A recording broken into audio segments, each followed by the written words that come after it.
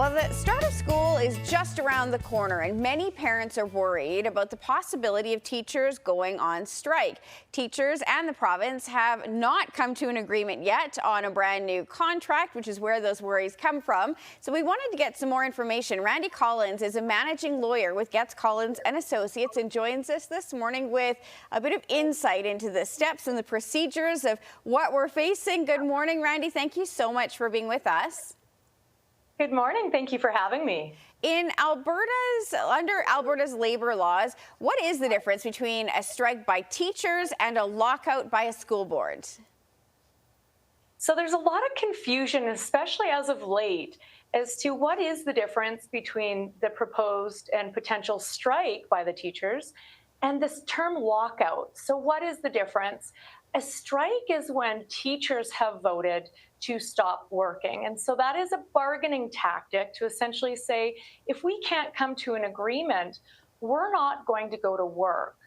The other side is a lockout, and that's actually prompted by the employer side of this.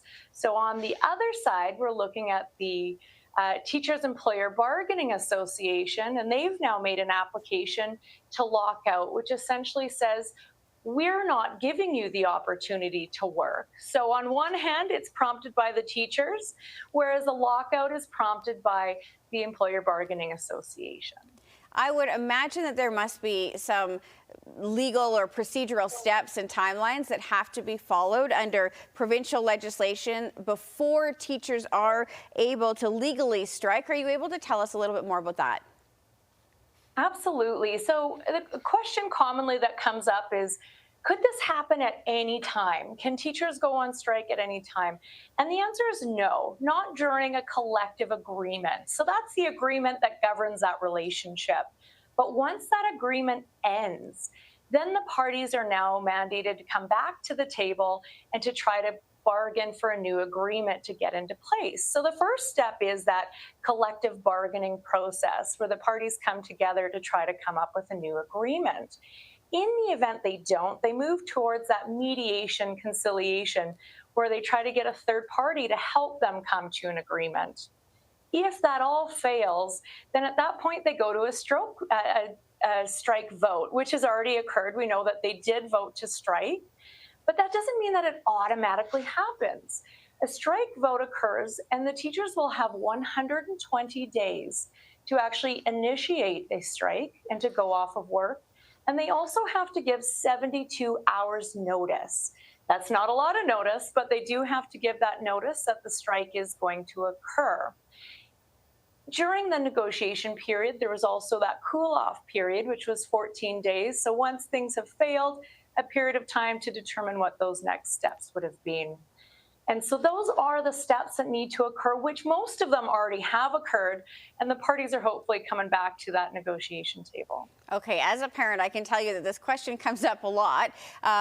If we reach a point where either a strike or a lockout occurs, then what happens to students? Are there obligations maybe from school boards to ensure that student learning is going to continue?